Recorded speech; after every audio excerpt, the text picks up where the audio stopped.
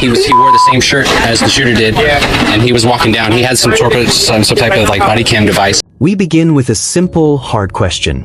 What happens to a nation's search for truth when the trail goes cold because someone lied at the moment that mattered most? That question is no longer hypothetical. In the days after a crowd gathered at Utah Valley University to hear a familiar voice, a single rifle shot turned a routine appearance into a national tragedy. The man who was quickly arrested for that shot became the face of the tragedy, and many allowed themselves a brief, fragile relief when law enforcement said the case was solved. Then a second arrest changed everything, not because it named a new shooter, but because it suggested someone deliberately interfered with the manhunt at a time when every second could have mattered. The news of this new arrest arrived like a shockwave through an already raw community. Investigators accuse a 71-year-old man of stepping forward in the crucial hours after the assassination and falsely claiming to be the shooter. Prosecutors say his claim forced officers to divert resources and attention, to follow a trail that led nowhere, and to waste time in a race to find the real person who fired the fatal round. On its face, this sounds almost unbelievable. Who would admit to a murder they did not commit? But the reality is darker and more strategic than a simple false boast. The allegation is that this was deliberate obstruction, a move designed to mislead and buy time for someone else. If true, it rewrites the early hours of the investigation and forces a re-examination of how the case unfolded. To understand why this new development matters, step back for a moment and look at the fragility of a manhunt. When a shooting occurs in a crowded venue, law enforcement faces 1,000 simultaneous tasks: secure the scene, treat the wounded, interview witnesses, review surveillance, and most importantly, find and contain a suspect before they can disappear. Every minute spent chasing false leads is a minute a real suspect might use to vanish. The allegation that this man intentionally fed investigators a false claim, and did so within hours of the killing, is therefore not a trivial legal wrinkle. It goes to the heart of whether the system failed to protect the public and whether an arrest made in the crush of early chaos was the result of steady, careful work or of a narrative convenience. What we now have is a bifurcated story. On one side stand the physical and digital pieces that investigators say point to Tyler James Robinson: a rifle recovered on a rooftop opposite the auditorium, DNA swabs that match the weapon and items found at the scene, a handwritten note suggesting intent, and online messages that, taken together, portray a young man increasingly consumed by anger. On the other side is the new wrinkle, the arrest of a different individual accused not of committing the murder, but of deliberately complicating the hunt for the killer, an action that prosecutors say could have placed thousands at greater risk. Both lines must be reconciled if the public is to have confidence in the verdict that will, in time, be rendered in court. There are two obvious reactions to this state of affairs. The first is to ask why anyone would want to interfere with justice in such a precise and dangerous way. The second is to ask whether that interference actually worked. Did it materially alter the timeline? Prosecutors assert that it did. They say the false claim diverted police attention, forced hours of verification, and placed investigators in a position where their resources were spread thin during a critical early window. Those are sharp accusations because they imply an intent to obstruct and an understanding of the stakes. The law treats such acts harshly not only because they waste time, but because they endanger lives. When seconds and decisions can mean the difference between capture and escape, deliberate deception is more than a prank. It becomes a weapon. But motive is not always obvious. Why would a 71-year-old man insert himself into the center of a manhunt? We cannot, and must not, leap to assumptions about his psychology without evidence. Allegations can carry all sorts of motives: attention-seeking, a desire to be remembered, a pathological need to be at the center of events, or, more dangerously, coordination with someone who stood to benefit. That last possibility is what elevates this from an oddity to a chilling possibility.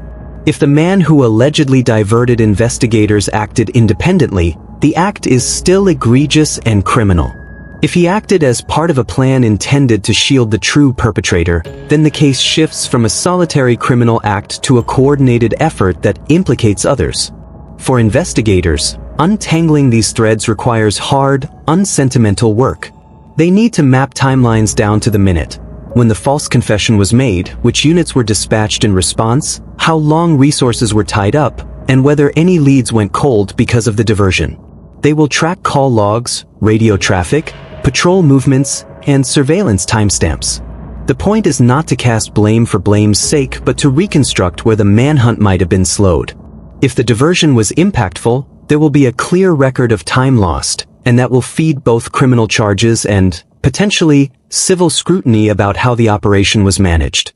At the same time, prosecutors must square the obstruction accusation with the other stream of evidence that points to the rooftop shooter. The rifle recovered, wrapped in a towel and found near the vantage point investigators identified, is a physical fact. Ballistic analysis, the presence of spent casings, and trajectory reconstruction are all the kinds of proof that can anchor a case. So too are DNA traces and digital messages. Taken together, they comprise a dense file of evidence that helped law enforcement identify and arrest Tyler Robinson within 33 hours. Yet even a strong case can be complicated by interference. If someone intentionally diverted attention, then prosecutors will need to show not only that their evidence points to Robinson, but that the path to that evidence was not corrupted in a way that could have led to a wrongful arrest or allowed another actor to escape. The legal consequence for the man accused of obstruction is itself serious. Obstruction of justice is a charge that recognizes the public interest in unimpeded inquiry. When someone undercuts that process, whether by lying, by concealing evidence, or by fabricating a confession, they are attacking the system that protects communities. Prosecutors, in pursuing this charge, are sending a message. The investigation into a high-profile killing will not be derailed by anyone's attempt to mislead. The public interest is not only in punishment, it is in deterrence. If such diversions could be carried out with impunity, it would invite copycats and further chaos. The law, in this respect, seeks not only retribution but stability. Beyond the courtroom, there is a human toll that the second arrest reveals. For Charlie Kirk's family and supporters, every twist reopens wounds. Grief is not a linear process. It can be reactivated by new revelations that suggest the truth is still out of reach. For those who attended the event and those who watched in horror on screens across the country, the possibility that someone tried to mislead investigators is chilling. It raises the question of whether other events, other public gatherings, could be similarly targeted with attempts to create confusion. It is one thing for a crime to be committed. It is another for the response to be hampered from within. The community's trust in the institutions that protect it is tested whenever an investigation is disrupted. What then should the public expect from investigators now? They should expect, first and foremost, meticulous reconstruction.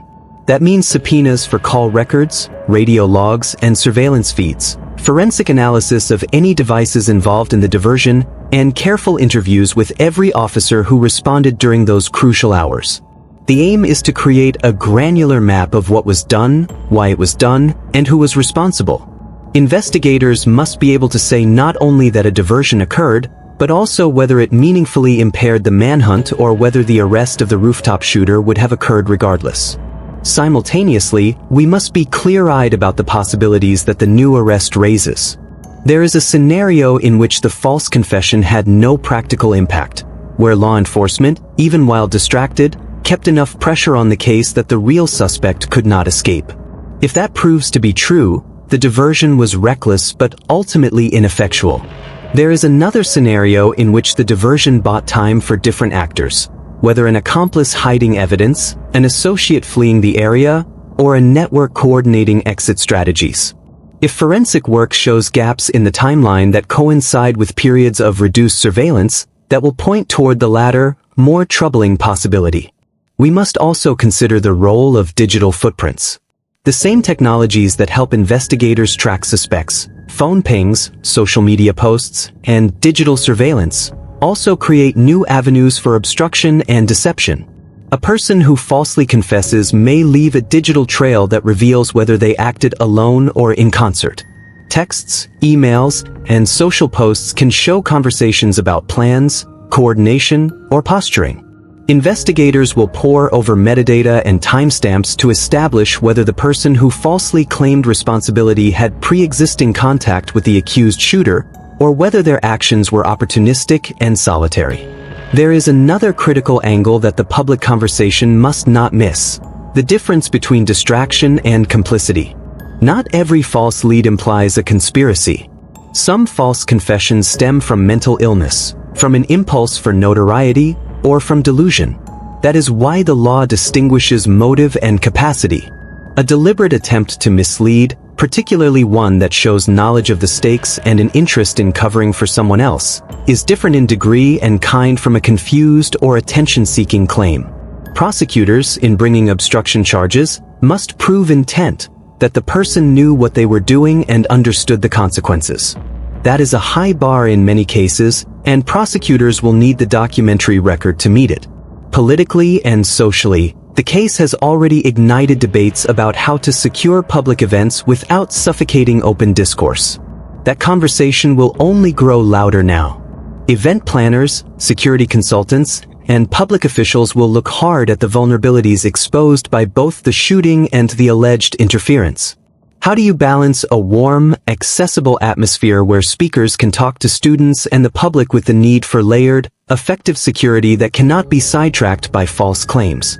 There is no perfect answer, but the discussion will be vital. It is not enough merely to prosecute those who obstruct. Society must learn to make itself resilient against the tactics of those who seek to exploit public fear. As the legal process unfolds, every move will be scrutinized. Defense attorneys will press for full discovery, especially given the new charges of obstruction. If the man accused of making the false claim had contact with investigators, the defense for the accused shooter will ask for full disclosure of how that contact influenced investigative choices. Prosecutors, in turn, must be ready to show that their case rests on a broad body of evidence that cannot be undone by distraction. The court will be the venue where all of these threads are tested. Was the arrest of the rooftop shooter supported by sufficient evidence independent of any diversions? Did the alleged obstruction materially affect the quality of the evidence? These questions go to admissibility, credibility, and ultimately the fairness of the trial. There are also important civic responsibilities in the face of such a charged case. News media must balance the imperative to inform with the risk of amplifying unverified claims that could hamper the investigation or inflame public sentiment. Responsible coverage will report developments, note allegations as such, and resist the temptation to connect dots without evidence. Likewise, citizens should be cautious about spreading rumors and should rely on verified sources. Social media is a powerful vehicle for both truth and falsehood. In a moment when a false claim could have life or death consequences, restraint is not censorship, it is prudence. This is also a moment for reflection on how communities respond to violence. Grief, anger, and the desire for quick answers are natural. They can, however, create a fertile ground for manipulation. When people are desperate for resolution, they are vulnerable to narratives that satisfy emotional needs rather than reflect verifiable facts. That is why a measured, evidence-based approach, demanding documents, preserving chains of custody, and allowing expert analysis, is the most humane response. It ensures that justice, rather than revenge or rumor, guides outcomes. At the same time, empathy must extend to everyone touched by the case. The deceased's family, stunned and grieving, deserve clarity and respect. The accused, regardless of the gravity of the charges, deserves a fair process. The man accused of lying to investigators, if convicted, faces serious penalties, but his actions must be proven in court and mitigatory factors considered. A functioning justice system requires both rigorous pursuit of truth and careful observance of rights. What comes next, then? Expect the investigation to deepen. Expect subpoenas for logs and phone data, and perhaps for vendor records if production or venue staff are implicated. Expect forensic teams to reconstruct the timeline to an exacting degree. Expect hearings that will test the admissibility of evidence and might uncover whether the alleged diversion was part of a broader plan. And expect, too, that the public conversation will continue, not only about guilt and punishment, but about how to reduce the chances of such tragedies and such interference in the future. Finally, remember that this is a story about both an individual loss and the fragile architecture of public safety. A single act of violence kills not only a person but also the sense of ordinary security that allows communities to assemble, learn, and debate. A subsequent act of obstruction